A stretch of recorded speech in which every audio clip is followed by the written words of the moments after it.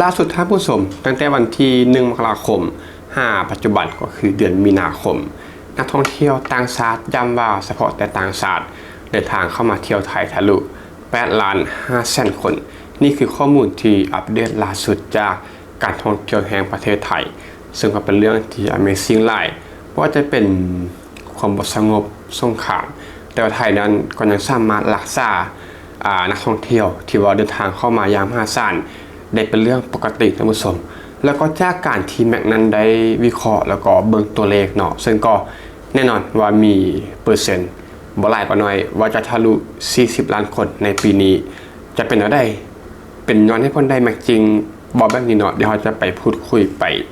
พร้อมกันก็เมื่อก็ต้องทักทายสวัสดีท่านผู้ชม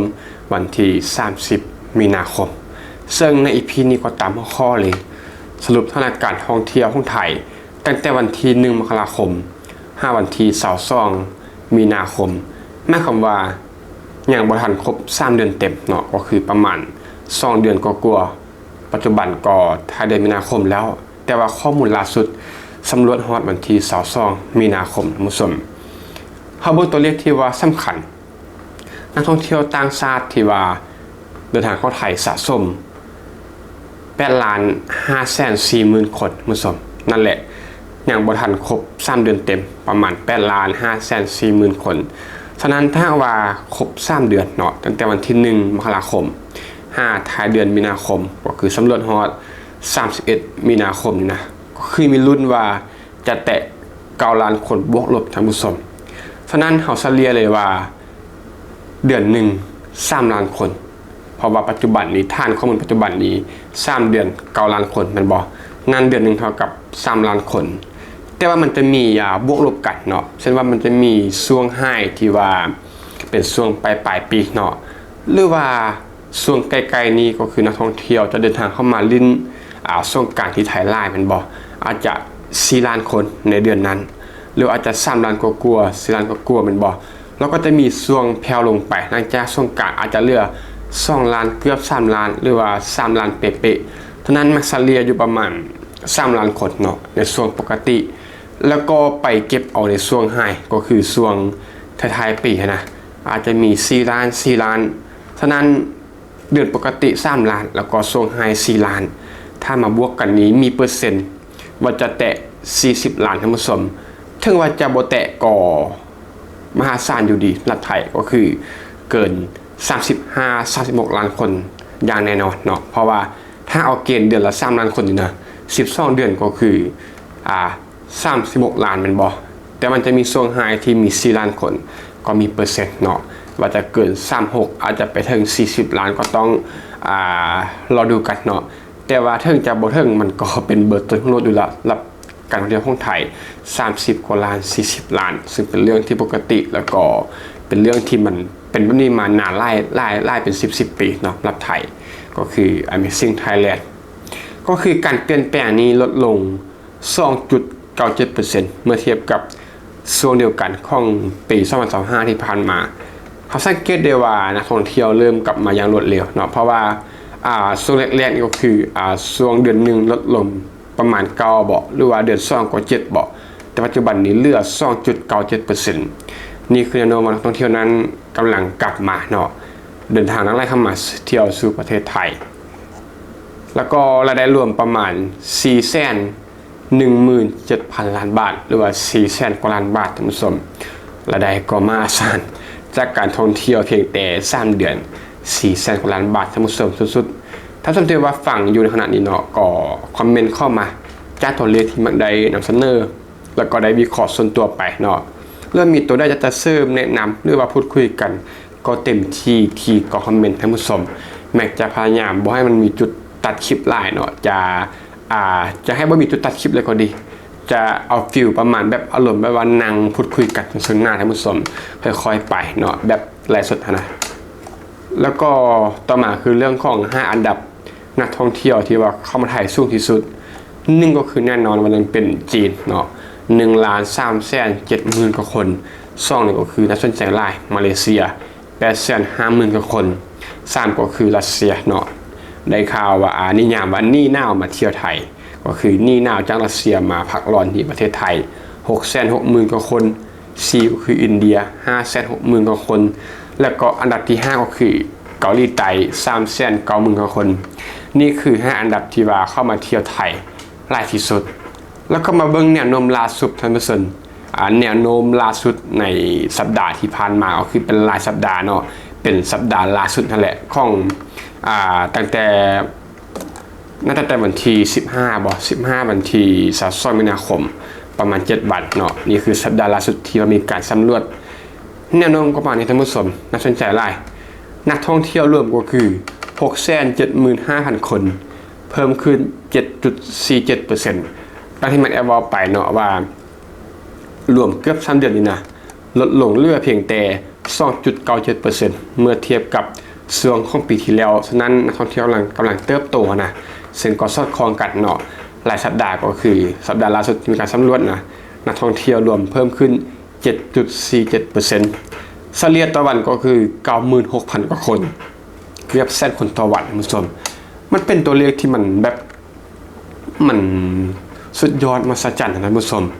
ขณะที่บางประเทศนั้นต้องใช้เวลาอาจจะเป็นหลายอาทิตย์หรือว่าจะเกือบเดือนเนาะที่นักท่องเที่ยวนั้นจะสะสมฮอด 96,000 แต่ว่ารัฐไทยก็คือวันเดียวเนาะเฉลี่ยต่อวันก็คือ 96,000 กว่าคนนี่ก็คือเป็นช่วงปกติอาจจะบ่ได้เป็นช่วงที่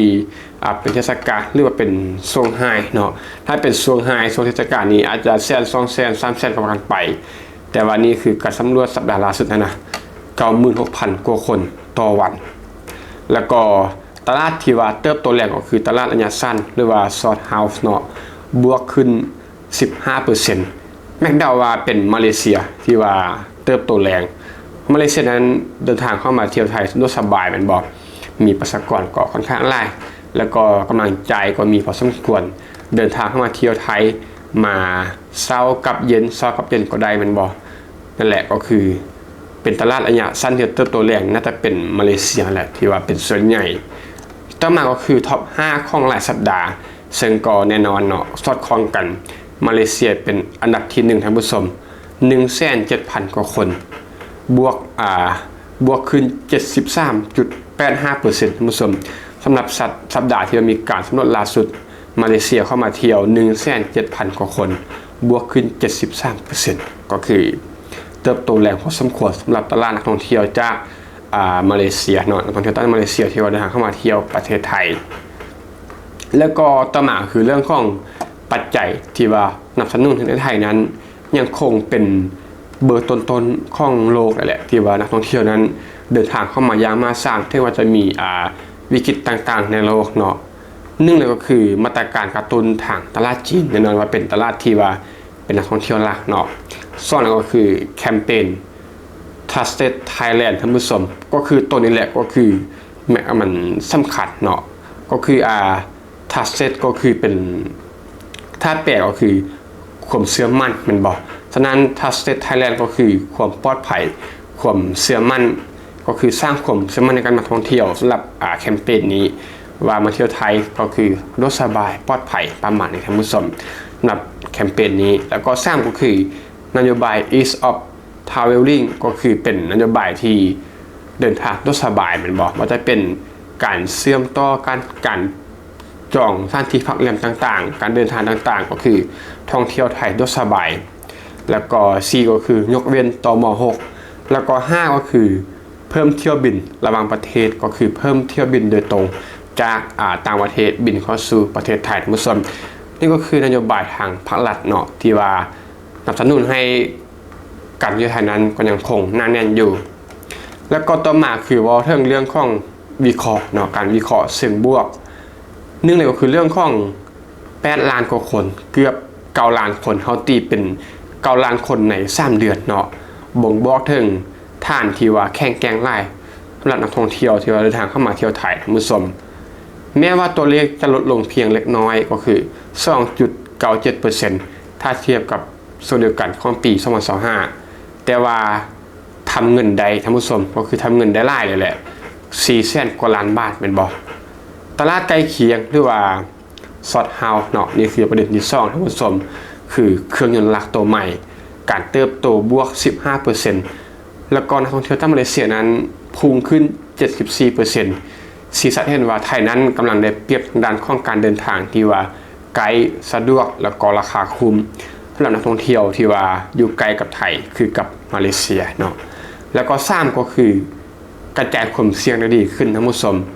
ท็อป 5 นั้นบ่ได้เพิ่งพาจีนแบบโดดเกินไปเนาะแต่ว่ามีมาเลเซียรัสเซียอินเดียเกาหลีใต้ที่มาเสริมให้โครงสร้างการท่องเที่ยวนั้นมันซูซี่แล้วก็สมดุลหลายขึ้นเมื่อเทียบกับปีที่ผ่านๆมาท่านผู้ชมแล้วก็4ก็คือนโยบายของภาครัฐที่ว่าเห็นได้ชัดเจนก็คือเห็นผลเนาะก็คือการยกเลิกตม.6ให้การท่องเที่ยวในสบายหลายขึ้นเพิ่มเที่ยวบินเท่ากับเพิ่มซัพพลาย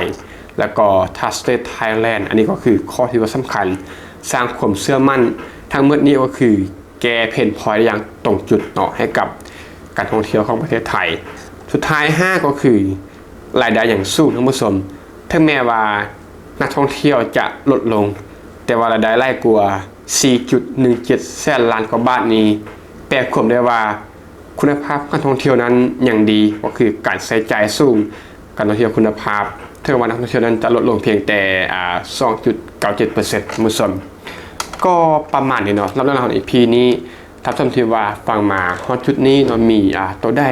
จะมาแลกเปลี่ยนแล้วก็พูดคุยกันวิเคราะห์เพิ่มเติมหรือว่าชี้แจงข้อมูลตัวได้ก็เต็มที่ก็คอมเมนต์ทางคิดว่าปีนี้เนาะไทยจะทะลุฮอต40 ล้านหรือบ่หรือว่า38 37ก็ลองคอมเมนต์ถ่ายเข้ามาท่านผู้ชมและพีนี้ก็ต้องขอทุกท่านที่มารับฟังพบกันใหม่พีต่อไปก็ขอบใจ